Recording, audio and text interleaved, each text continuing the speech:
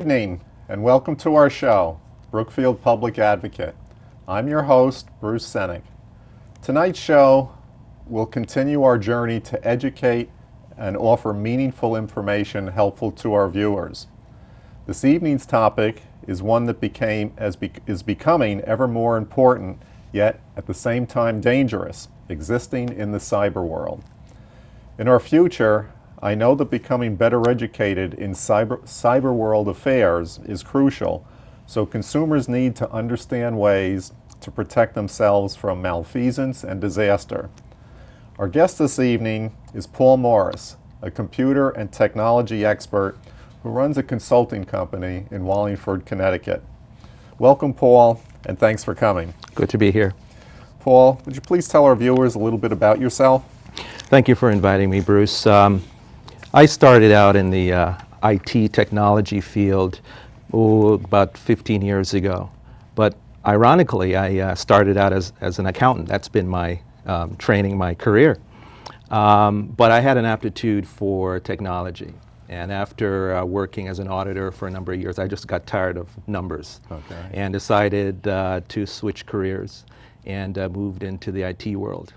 Worked for a major insurance company in Massachusetts for a number of years, and then back in 2008 decided to start my own IT company, technology consulting company, and haven't looked back since. Okay, good.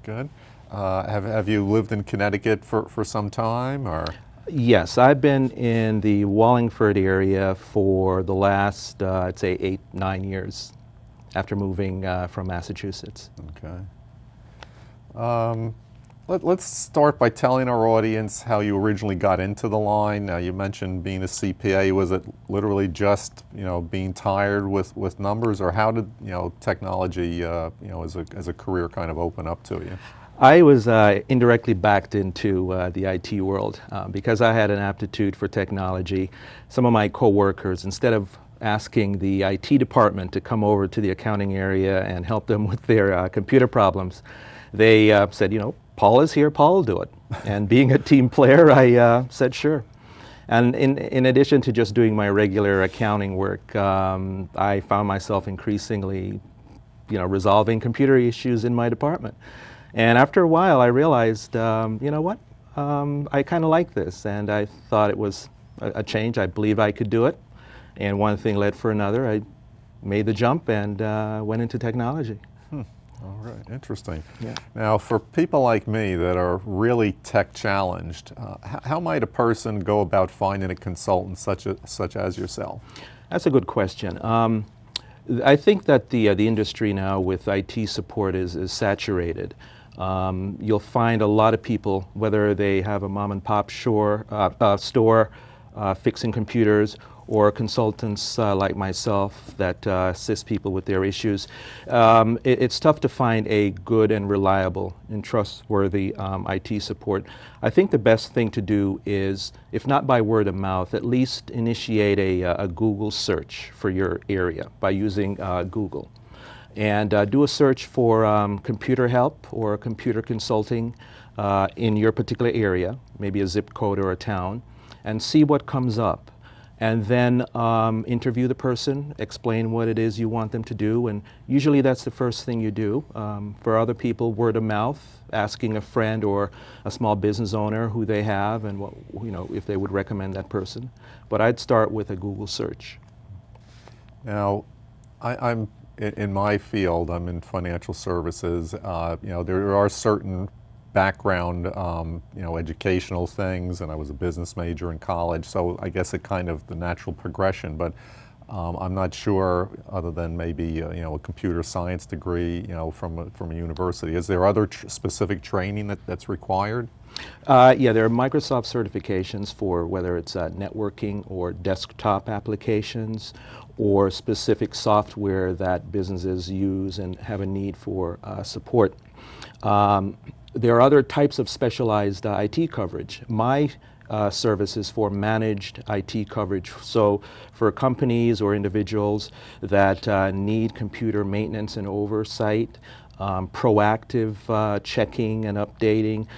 You'll need somebody who has a lot of experience doing that type of thing with a good background as far as training, whether it's certifications in networking or computers. You want to make sure that that person is also qualified for the job as well. Yeah, so certifications, look Yes. for that. Okay. Now, technology, of course, is continuously changing. I don't know, again, for someone that's kind of tech challenged, I would imagine it would be very difficult to keep abreast of things. Is it, and are there specialty courses available for that, or do you kind of do a self-taught thing? Or? It's kind of all of the above. There is a responsibility for the IT professional for continuing education. And in a lot of fields, that is a requirement to keep abreast of the ever-changing technology world. And I'm sure you're familiar with, you buy a computer today and they tell you in 2 years it's obsolete. And it's, it's obsolete because the technology has so advanced. And then you need an IT person, a technology, computer person, to understand the changes, to be able to advise you. You know, do you need a new computer, or does your existing computer simply need to be maintained or cleaned up? And you need somebody knowledgeable with the current technology to be able to advise you like that. Yeah. I've seen, you know, I'm on a Staples email list, and I see there, and as well as other places now, Yeah. Windows 8. It seemed to me that Windows 7 wasn't even around for very long, and I even have an older computer and seems to run fine with XP Professional. So is this more that the, I don't know, the computer companies are trying to move you along and are kind of obsoleting their prior versions? Yeah, that's a good question. It's a two-edged sword, because you don't necessarily have to be on the latest, greatest, fastest computer if you're just doing basic things on your devices. But unfortunately, the software that your computer uses, they're constantly being upgraded. So it's not just the computer that is newer and faster, but the applications that they run on tend to be upgraded as well. So for example, if you have a 4-year-old computer, that 4-year-old computer might run the very first or second version of, say, Microsoft Office without any problems. But you find that the current version of Microsoft Office taxes the computer so much that your older computers may not be able to do as much or do as well running those applications. So you'll need a faster, more powerful computer to do that. So it's almost like a race to keep up with things that are changing. Yeah, it's not all the time that you do need a new computer. It's where you have somebody who can advise you. Does your computer simply need to be speeded up or cleaned up, or is it so old that you really need to have it replaced? And you'll need that guidance from a computer professional, whether at a local store or somebody that you know. Yeah, okay. I would guess, being, you know, having your own consulting business, that you might have some horror stories. I don't know if there were any that you might want to share with the audience, with people having a bad experience maybe elsewhere. A lot of the horror stories have to do with other IT people who assist with a problem, but they tend not to listen clearly to what your issues are, and they tend to overfix your problem. And then a week after they leave, you find other issues. And of course, your point to them as the customer is that, well, my computer was working fine in this particular area before you came, and their point is that, well, I fixed your problem that you told me about. I have a lot of those where they come back and they say to me, well, after the IT person left, I'm having all sorts of new problems. Can you help me? Most of my quote-unquote horror stories have to do with the fun side of IT, where the average person they feel like they're so computer illiterate that they're intimidated by the computer. So I have a little fun with them, you know. A true story, I mean, I tell this to some of my friends all the time. I'll sometimes joke around with some folks and I'll say to them, well, you know, this computer now, it's so fancy that it comes with a fancy cup holder. And I point to the CD tray. as it comes out. And you know, I'll have some people actually really and try to put the mug on the, I had to stop them right away. No, I'm just kidding. Another example of a little fun I have with some clients. On some computers, there is a key combination on the keyboard that will invert the image on your screen. And it's a simple little fix just to undo it by doing a couple of the key combinations. Okay. Well, I get a couple of calls sometimes from people who accidentally, you know, bump into that combination. Their images now are upside down. And I'll tell them, you know, unfortunately, the only way to resolve this is to, you know, stand on your head. It doesn't make them that happy. I'll tell them, oh, well, turn the monitor right side up. And, you know, it's a lot of fun. But people appreciate that because it's lighthearted. And then I tend to explain to them reasons why things happen and how they can best prevent them in the future. So I'm finding out another side of you I wasn't aware of. yeah. Well, I have to say, I remember years ago needing some help from you, and I call you on your cell, you're in the car, and I've got an issue that even my tech people at my home office aren't able, and you're driving, I don't know what you're doing, you're multitasking, and you're able to walk me through how to get the problem resolved. I just, you know. For your audience, hands-free, though. Yes. Yes. Yes. Okay, let's just get that straight. Yes. Okay. You know, in today's world, again, for people that are like myself, that are a little tech challenged, and I think even for people that are a little savvy, all you need to do is turn on the TV or pick up a newspaper, and you hear about a lot of these security breaches. Yeah. Credit card companies, I mean, some of the major banks you're reading about, some of the brokerage companies, stores, where, you know, personal and confidential information is being stolen. Now, since we're discussing computers and the internet, you know, I'd like to discuss a little bit more on some of these internet threats. Does one need to worry about some of these threats if what they're doing on the computer is basically just emailing or word processing or surfing the web? Yeah, I get that question a lot. Most people will say to me, Paul, I'm not doing that much on the computer. You know, at most, I'm, you know, just using email or word processing or, you know, checking other things on the internet, and then I'm done. Unfortunately, these days, it doesn't necessarily matter how much you do or how little you do. You'll have hackers anywhere in the world whose sole purpose for living is to separate you from your wallet. They will create little robots, or for short, bots, that troll the internet looking for weaknesses on people's computers. And if you as a computer owner do not have the basic kind of protection like an anti-spyware program or an antivirus program, some kind of protection turned on and enabled and also up to date, then you'd be susceptible to a lot of these security breaches. And a lot of these threats also come from phone calls. I had a client call me the other day to say, Paul, I got a call from Microsoft saying that their internal computer systems detected that on my computer I had a number of viruses, and they wanted to contact me and alert me to that fact. They wanted to help me resolve it.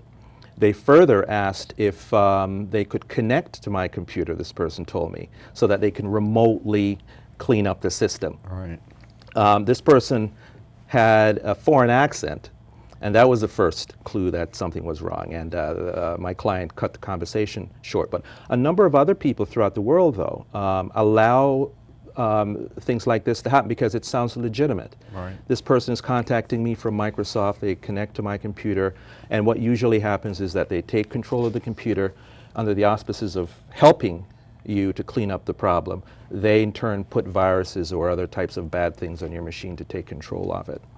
So the average person need to be aware that there are these threats out there. Yeah. Now, I've heard, I don't know, I guess on TV or some types of these reports where Right. companies like that won't contact you by phone. So is that one, maybe a first giveaway that Correct. there's malfeasance Yes. going on here? And how now I have my computer set up so it does its scan, Right. weekly scan. and checks for all these things. Hopefully it's doing a good job. But I also receive from, through the computer, these Microsoft has updates that they suggest. So how would a person know whether to click on them, or if is that automatically legitimate, or could that be some kind of I don't know, malware, spyware, or whatever? Good question. Unfortunately, when the average user purchases a computer, it doesn't really come with a lot of tips and general information about what to expect with a computer. So a lot of times when legitimate things happen, you're scared, should I click on this? And a lot of times the people prefer to, to err on the side of being cautious. And so they don't click on things, they don't update. That's the other part of it, the other side of it that's negative, because they are not able to determine what's legitimate and what's not, so their computer remains unprotected.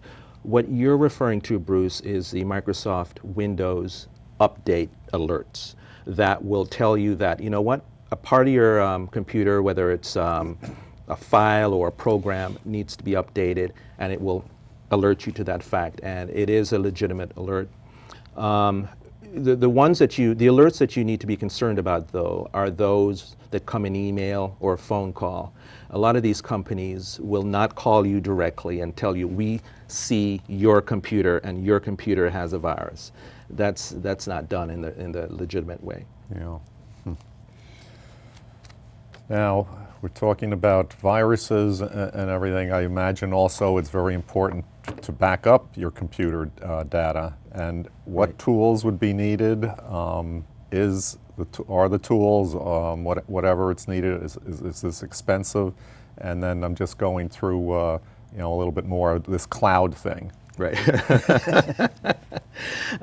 Yeah. It's very important to keep a backup, an extra copy of your important data, whether it's an external device, that is, you plug in a little USB hard drive type thing to back up to, or something off-site. And the term cloud is usually referred to a service that is on the internet. There's a legitimate company or companies that will host servers that will take your data and back up to. And a lot of them are free up to a certain capacity.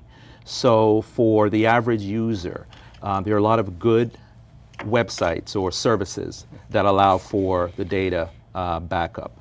I would recommend that for those people who think that they don't do a lot, they don't have a lot of important things on their computers. It might not be that important to have a backup if the things that are on there are not that critical for you. But if you do home banking, personal banking on your computer, if you do bookkeeping like QuickBooks or anything like that, it's very critical that you make sure that your backups are running, that they're current, and that they're active. Okay. Okay. Now, I'd like to now turn our attention to social media. Again, I don't know whether this Facebook, when it went public, obviously the stock is tanked. But Facebook, Twitter, is all this stuff necessary? Is this a passing fad? Can you tell the viewers a little bit about that? Well, for those people who need to alert the world that they're going to break for dinner, I guess services like Facebook and some of the others are important. And they, a lot of the kids, the teenagers, use Facebook. I can tell you I've benefited from Facebook, though, although I started out with a joke about it, because I've been able to connect with my high school, my alumni group that I've not spoken to. A lot of my friends from back in the day I've not seen or spoken to for years. And we now have a fraternity on Facebook, and we talk about important things related to our school. So in that sense, it can be a tool. A lot of companies also use Facebook as a PR tool to advertise, to draw people into their product and services. But the average user, though, when they look at social media, they will think, well, you know what, I'm not doing anything in my business or in my personal life to merit looking at social media. But I would like to advise your viewers that there are tools that can be used to empower consumers. And one good tool for that is a social media tool called Twitter. Okay. And you know, a certain president a few years ago referred to Twitter as the Twitter or the internets, but Twitter is a tool that, like Facebook, it allows you to post information out there and anybody can read it. Unlike tools like Facebook, though, you don't necessarily have to have followers or friends of yours who are only able to read it. It goes out there in the Twitterverse, as they call it. And that tool can be used as a consumer empowerment tool. For example, a lot of companies now have Twitter accounts, and they use that for customer service.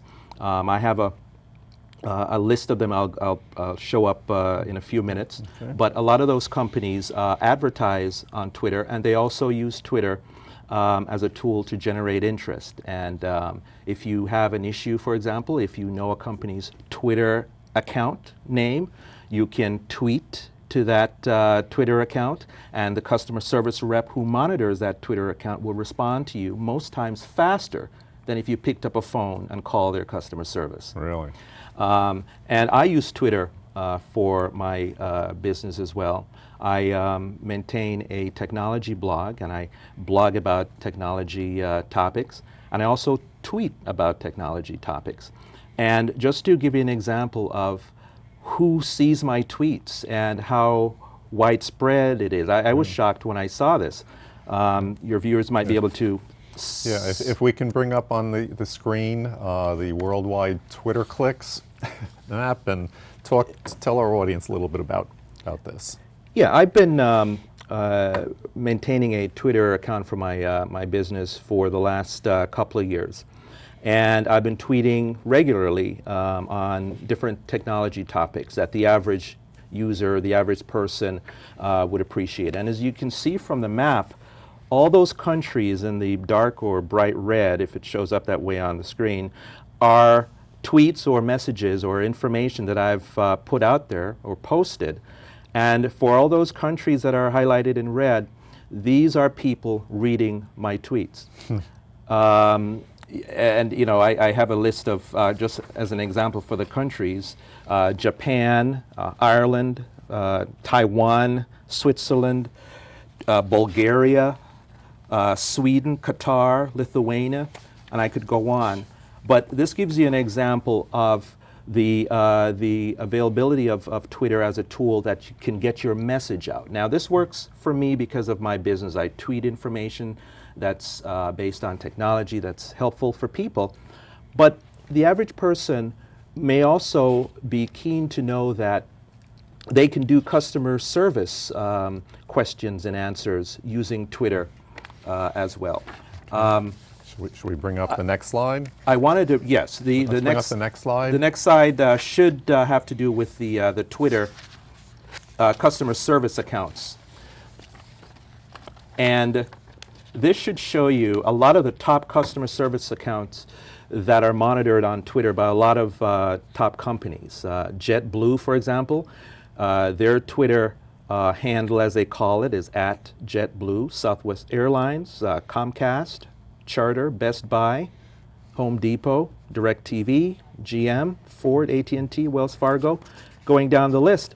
These are all companies that you can, you know, if you have a problem with a particular issue in your home and you want to, you know, raise that as an issue, you can tweet this.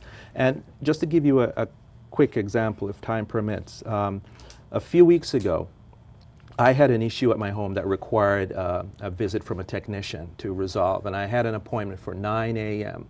8:30, I got a call, and that call basically was calling to confirm the meeting. Well, I didn't get to the phone in time. It went to voicemail.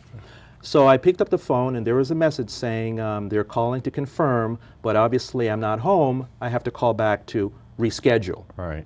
And I'm thinking, why would I need to reschedule? Why would they think that because I didn't pick up the phone that I'm not home? Anyway, I called their customer service and spoke with a number of the supervisors who told me that's just their policy. I have to reschedule. I ended up not being happy with that. What did I do?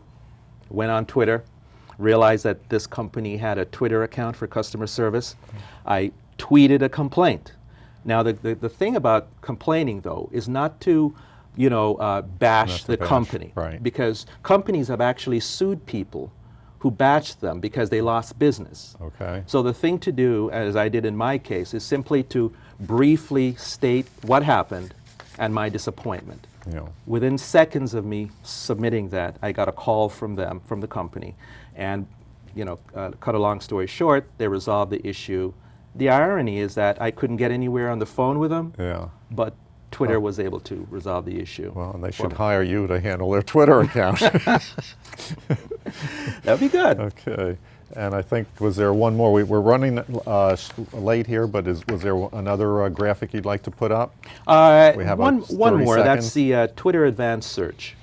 And again, this is for the average person who may be curious about a particular topic. You want to find out if anybody is tweeting about a topic or a subject that interests you. If you want to find, plumbers in a particular area. The advanced search feature for Twitter, and by the way, the address is at the bottom corner, twitter.com/search-advanced. There are several fields that you can type in search phrases. You can even filter the search results for your particular area or zip code. And it will then pull up information that are being tweeted about the subject you're looking for. And that could be very helpful for some people. Amazing, amazing. I'd just like to mention to our audience with Paul's Twitter account, in the United States, I have a list of the countries that have clicks on his Twitter account. In the United States, there are 579,426 clicks. That blows me away. So I have a feeling maybe it's not just a passing fad, as I'd asked earlier. As I say, we're running really late, but is there one quick thing you would want to leave with our audience? Just to tell the folks out there that they shouldn't be intimidated by technology. It could be a tool used for good. And the threats out there they need to be aware of and be sensitive to. And there's nothing better than to be aware of things that might affect your business or your computer and reach out to somebody reputable to help you resolve those issues. Yeah. Okay. Well, Paul, thank you very much. It's been educational to me and hopefully to our viewers. Thanks for having me. This Twitter thing, I guess, is here to stay. We're going to wrap up our show right now. Again, I'd like to thank our special guest, Paul Morris, owner of a computer and consulting technology business in Wallingford, for appearing on our show. I want to remind our viewers that our air dates on Charter, and remember they have a Twitter account, our air dates are Mondays at 4:30 and Thursdays at 7 p.m. on Charter Channel 21. We also post segments from the shows up on YouTube, and we'd love to hear from you, whether it be ideas for shows, comments on prior shows, or just comments, period. So you can reach us at brookfieldpublicadvocate@yahoo.com. Again, thanks for watching, and good night.